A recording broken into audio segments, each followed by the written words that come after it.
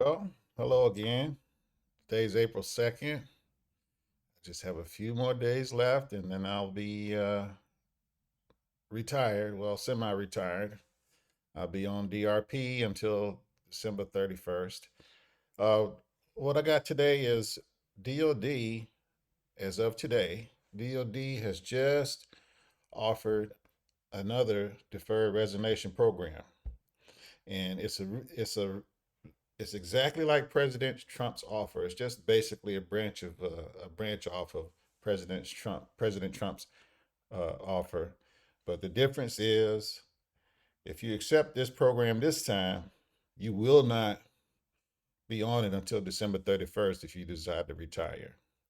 Whether you resign or retire, your last day will be September 30th, which is the end of the fiscal year. So your last day, whether you resign or retire, will be at the end of the fiscal year. And it's in this article, it's all in this article, which I'll be posting a link to as best I can. But you have until from this April 7th to the 14th to accept this offer again. That's a lot of time. Today's the second. So you got 5 days until the clock starts. And then after that fifth day, you have, what is this, 14? You have another 7 days to decide if you're going to do it. So you got 12 days pretty much to decide if you're going to accept this offer. And like I said, as you can see the difference, the window is starting to narrow. The program I signed up for, since I'm retiring, I will be paid until I will stay on the administrative leave on the payrolls until December 31st. And for those that accepted it with me and they resign, they just get paid until the end of the fiscal year. Now, this offer is it doesn't matter you're retiring or resigning, end of the fiscal year, that's it. Still a generous offer. So, a lot of you out there, a lot of you fellow civil servants out there, you should really consider this, especially if you can be honest with yourself. Now, one of the human flaws we have is denial. We're human. We all deny things. So you have to sit down and analyze what you're doing at work and if you're a target.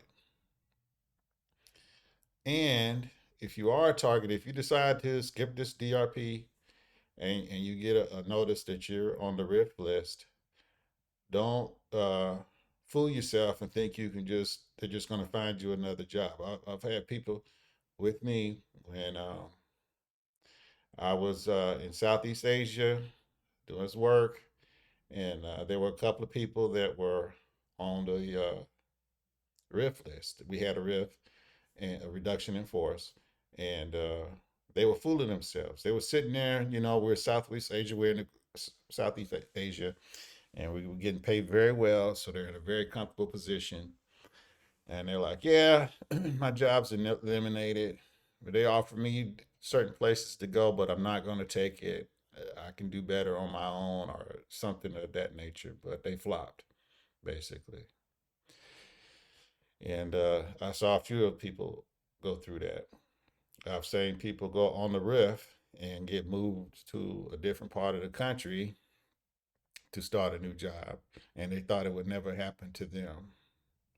Well, chances are, the it can happen to you. There's a very high chance this time because before it was basically gumshoe. And what I mean by gumshoe, there were administrators, people going through the files and looking at people and stuff like that. Sure, they had automation, computer files, but there were more people involved. But this time, it's straight up AI. So it's going to be swift and cold.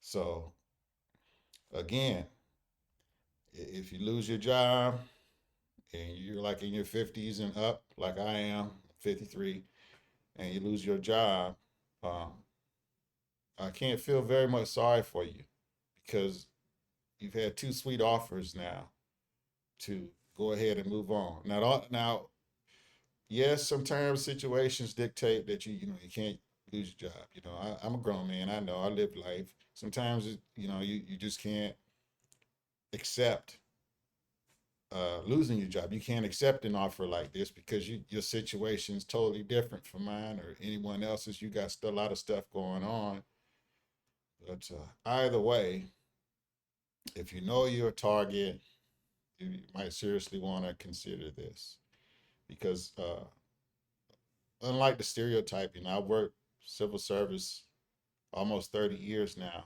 and I can say there's a lot of good people, hardworking people that are in civil service that don't deserve the stereotype that we have.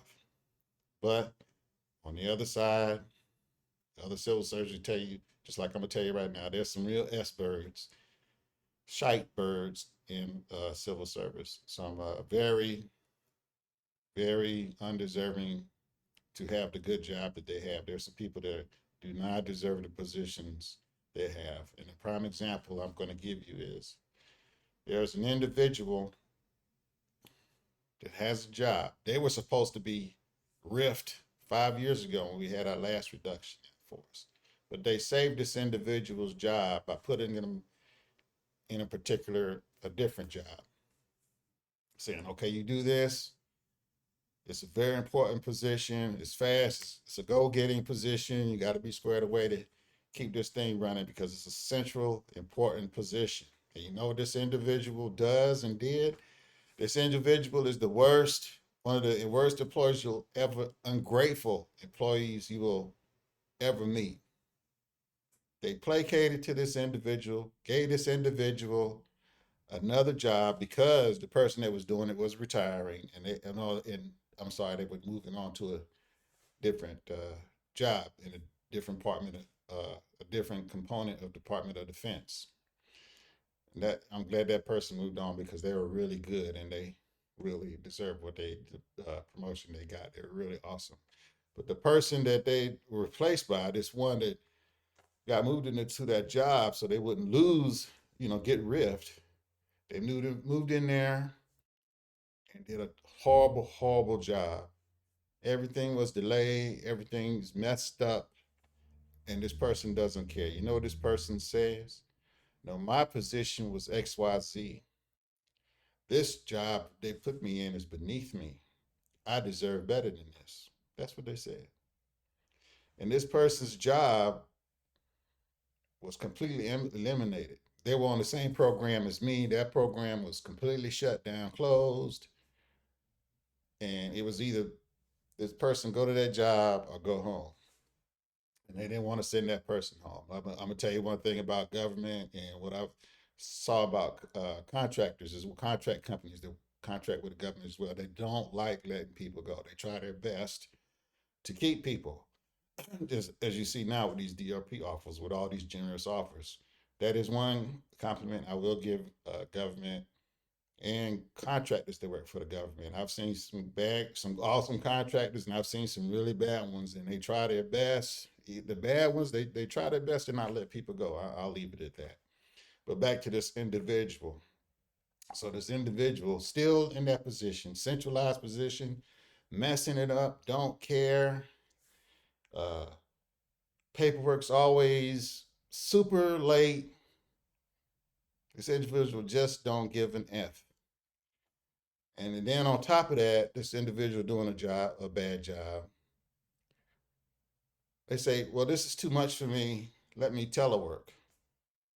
So now this individual is a teleworker, lives in another state. The job they're doing so badly, everyone is suspecting that this individual has another job.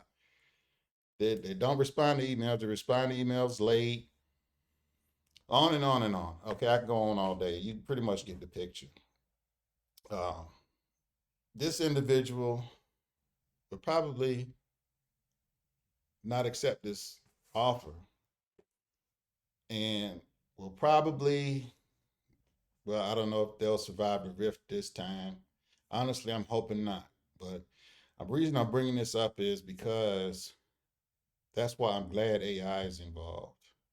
There'll be no more sympathy for people who don't deserve it. Now, on the other hand, this person's retired. This person was doing a centralized job. Nature is that, and they were great, and they were just getting bombarded with more work, and they still got the job done. There's another person in my headquarters right now that looks at every they're in charge of a certain program, and they care so much. The higher headquarters came down on this individual and said, "Hey, you got to do X, Y, Z, this, that, and the other." This person said, "No, no, I can't do that. These folks are blue collar workers. They need X, Y, Z. You can't do this to them. They fought for us." And there's people like that in government, and this person's job is so important, so essential. We would come to a halt without this individual. There's people like that in government too. So many that do a great job and want to represent, want to do the best for America. I've seen it. I've been in meetings where their primary goal is America, just like President Trump's primary goal is America. So I just wanted to say that. Yes, you'll see some people after this, they're going to start with the painful part, which is the reduction in force. And reduction in force is people will get, if they can find open slots, people will get three offers within a geographical area. And if they don't accept those offers, then that's it. And if there's nothing available, then that's it. They go home. And in some cases, what'll happen is if a person has seniority, and let's say they're in Georgia, and they have seniority over a person in Florida that's in their geographical area, sometimes what'll happen is they'll bump that person in Florida, ship that person from Georgia down there. So that goes back to when I was telling you before, when there's people in their late 60s, 70s, and stuff like that, their children grown, self-sufficient.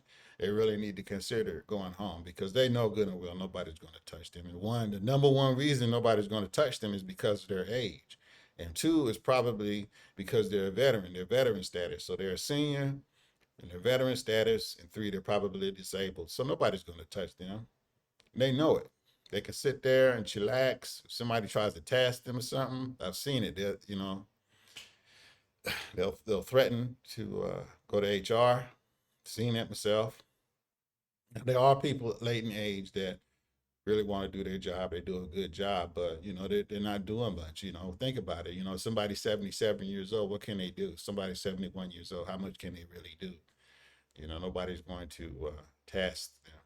And those are the ones that really need to consider going home because what's going to happen is that 70-year-old or 68-year-old that doesn't really need the money is going to bump somebody that's 30 years old and needs the money.